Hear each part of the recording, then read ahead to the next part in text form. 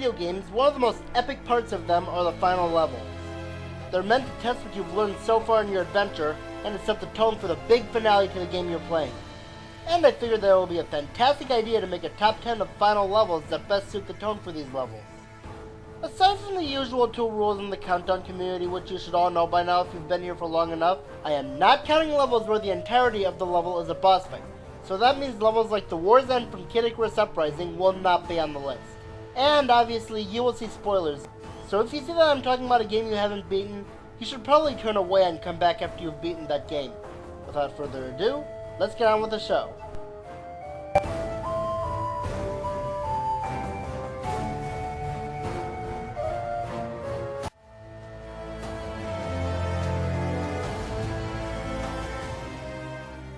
Fast Racing Neo is just so underrated. Until Nintendo finally decides to listen to their fans and make a new F-Zero game, this is the closest we have to a modern one. Why do people forget about it so much? The track layouts in Fast Racing Neo are absolutely brilliant, and in this case, Hibashira Speedway.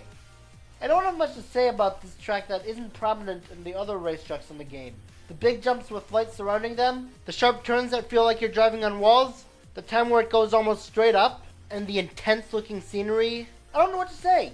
Well, except for one thing. The fact that it's a lava level, just like the final levels in the F-Zero games, helping it as a homage to this old series. Even the music in the background basically screams out that this is the final track in the game, and that you should give it your very best shot.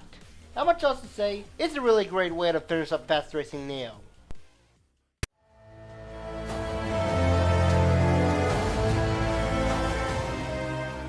Oh my gosh! A Crash Bandicoot entry on one of my countdowns that isn't from Wrath of Cortex! It's a miracle! Okay, in all seriousness, Oxide Station is the ultimate Crash Team racing track. Not only is it the second longest track in the game, beaten out by only Tiny Arena, but the scenery is pure eye candy. And it has the 2 biggest jumps in the game, even bigger than the final jump in Cortex Castle. When I first played CTR, I didn't know what to expect here. So this blew my expectations into space. Get it? Space? Anyways, if there's one thing that could have been better, it's the music, which honestly is kind of lackluster. But even then, when you race Oxide in this track, it's replaced with the awesome boss theme. The race against Oxide is no pushover because he will leave behind a lot of beakers, TNT crates, nitros, and bowling bombs behind him, making for a very intense match. It's such a shame that it isn't able to play in multiplayer. Then again, I can see why. Stupid lag issues. Oxide Station is overall a great track and an absolutely stellar way to wrap up the game.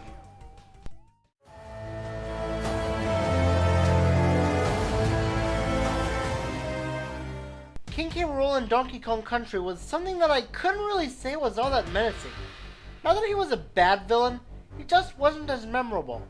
And even the final fight with him was uninspiring because it had pretty much nothing cool about it. And the final boss theme sounds nothing like a final boss theme. But then, in Donkey Kong 64, he became an absolute tyrant. In the original game, he was stealing bananas, and in Diddy Kong's Quest and Dixie Kong Double Trouble, he kidnapped the Kongs. His motivation here? To destroy DK Island. In Hideout Helm, you don't have much time. You better infiltrate King K. Rool's base and stop his machine, or else everything the Kongs know will be gone. The amount of time you have in order to stop his machine depends on how many blueprints you've collected throughout the adventure. You have a minimum of 10 minutes to stop this machine, but that should only be a problem if you haven't been collecting any like I did whenever I got the chance. Hideout Helm tests everything you've learned up to this point.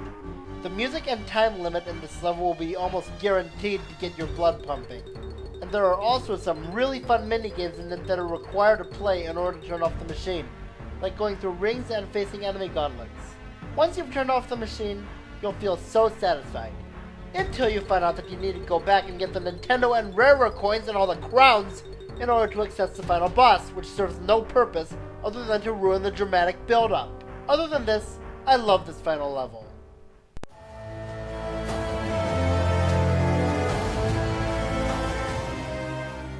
Final levels in Metroid games are pretty fun to go through. Sometimes. But they aren't always as intense as they should be. At least until you've played Phase from Metroid Prime 3 Corruption. I can't think of much better ways to end off the longest game in the Metroid series than with a level like this. Except maybe one thing. Actually letting you go back as soon as you get here, instead of trapping you in here if you want to get 100%. But ignoring that, the scenery here is insane. It truly screams final objective. And here, you are automatically put into hyper mode, making it a very intense level. Instead of health, you have a time limit, and you lose time when you get hurt. You gain more time if you collect healing items. You slowly progress through the level as the fear of corruption slowly happens, encountering these morbidly deformed creatures which set up the atmosphere pretty well, until you reach the final fight against Dark Samus. She killed your friends and put you in a coma for a month. Now here it comes. The fight to rid the universe of the corruptive Phazon. I know some people didn't like this fight, but the sheer epicness of the scenario is awesome enough for me. And it's a great boss to fit a great final level.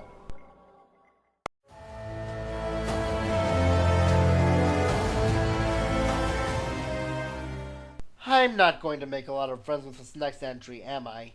Okay, roll the entry. Oh, you stink! Yeah, I know, my opinion is invalid, but at least let me explain myself. Yes, I know that it technically makes you play the whole emissary all over again. Yes, I know that it's a lazy way to pad out the game. Yes, I know that it's like 16 times as long as the other levels in the emissary. I'm not really helping you guys understand my opinion at all, am I? I really don't know what it is about the Great Maze that I love so much. I guess it's probably how it brings back all the memories of the Subspace Emissary, which I actually found to be the best part of Brawl. Or because it has some of the characters have certain battle themes. I really don't know. It's probably even because you can save between portions of it and not have to beat the whole level in order to pick up where you left off. And now you can even change your characters in the middle of a level. I think the most likely reason could be because I like the whole Metroidvania aspect with how you're free to explore the level rather than to be on a linear path. Okay, I know this is a really bad level and all, and I shouldn't enjoy it this much, but this level is one of those guilty pleasures, and I hope you understand.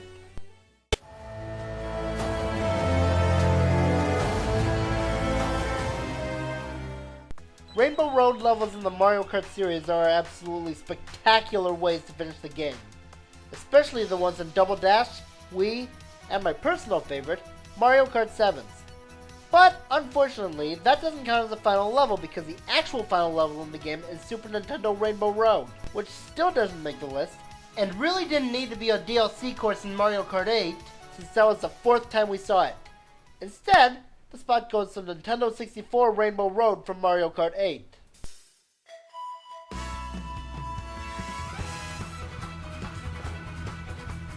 The original version of this track was already a blast to play through. It had one of the best Rainbow Road themes and the cool neon pictures of characters in the background. So how do you improve an already amazing track? Make it look even more beautiful, let you see a whole city from up here, and stretch out the track to convert a 3-lap course into a 3-section course. And the trains in the background are a really nice touch. While the normal Rainbow Road course in this game was also good, it also kinda removed the whole rainbow aspect at some points, so part of it would be considered Gray Road, especially at the conveyor belt-like portion. This one, however, looks absolutely gorgeous, landing it at this spot on the list.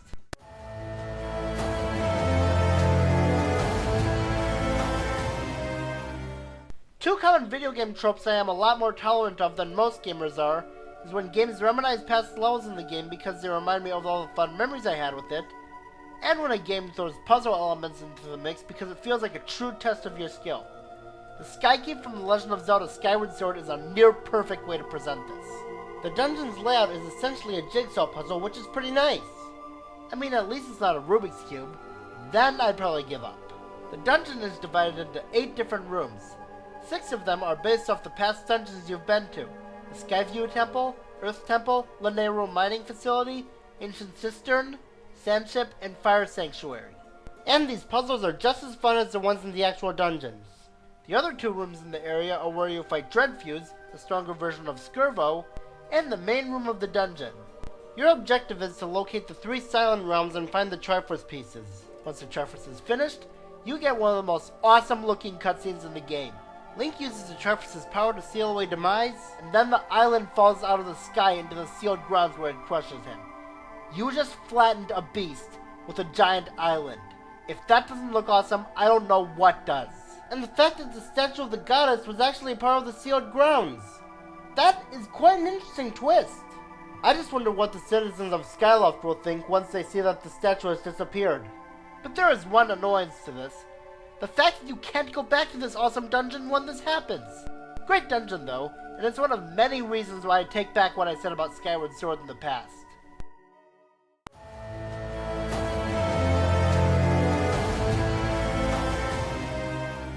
I feel really sorry for the people who only got the Super Nintendo version of Yoshi's Island and not the Game Boy Advance version, because the sound effects are much more pleasing, with the exception of Baby Mario's cry, which is actually worse. You can take it with you on the go, and best of all, it has 6 all-new secret levels.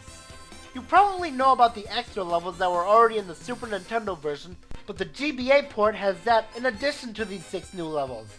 And if you're familiar with it, you probably know that I'm building up to Endless World of Yoshi's. Similar to the case with the Great Maze, a lot of people hate this level, but personally, I think it is single-handedly the best level in Yoshi history. Besides, I still died more in Kamek's Revenge. It takes everything you've learned throughout your adventure and has you use moves in some pretty unique ways that usually aren't required to 100% each level. Bouncing off enemies to get a running start, using a Chomp Rock to hold open the flipper so you can return with your key, especially with the baseball boys. Getting a Slugger to bat a Chomp Rock over a hole, propelling yourself with eggs being launched, and pushing one off a platform to allow it to shoot an egg in a wind cloud. This is the kind of stuff you'd expect from one of those ROM hackers, but from Nintendo themselves it's just...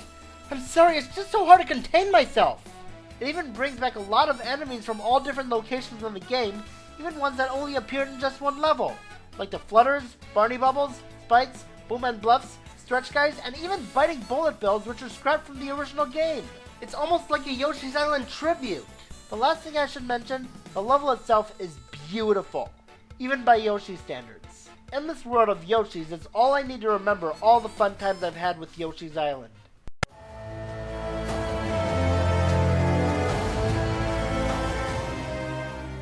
The final levels in the Pokemon games are pretty much always the Pokemon League.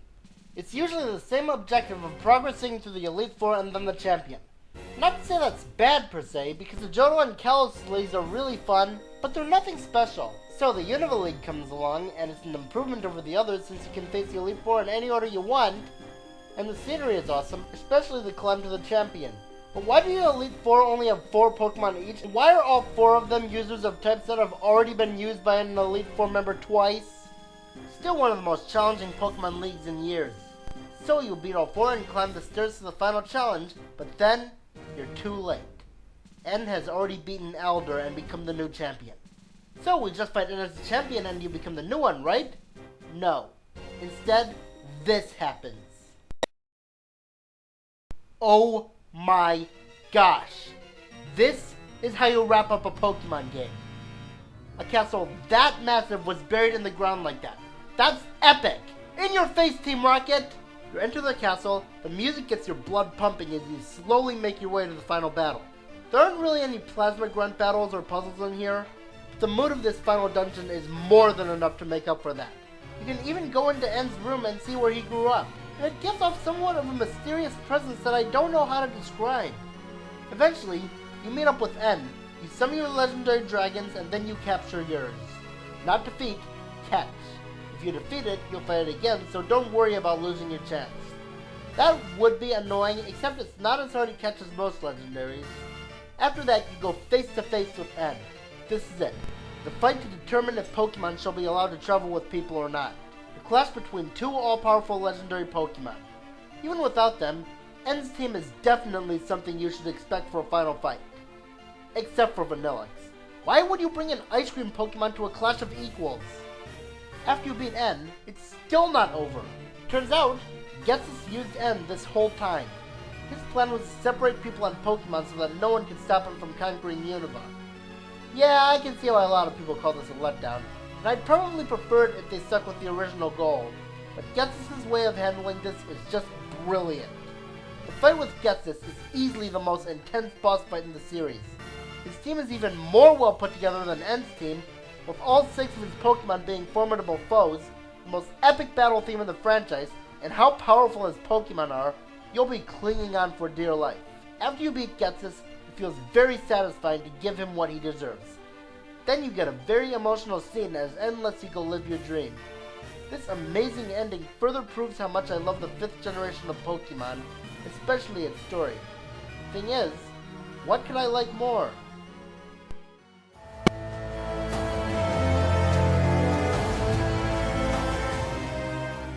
My favorite final level in video game history is The World That Never Was.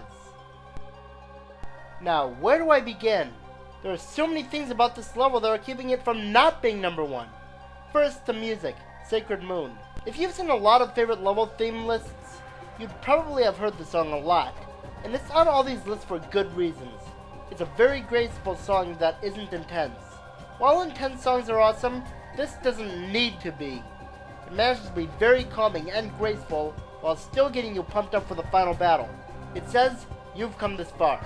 Now it's time to settle this. The scenery is like this too. You start out in the most awesome looking city I've ever seen until you get to the main part of the world, the castle that never was.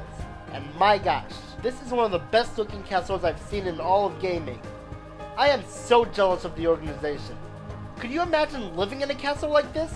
The scenery gets even more and more eye candy as you make your way through the castle. There are a lot of cool rooms. The Crooked Ascension, which is a giant elevator with enemies on it. The Proof of Existence, which is the area you can see the organization's numbers and nicknames.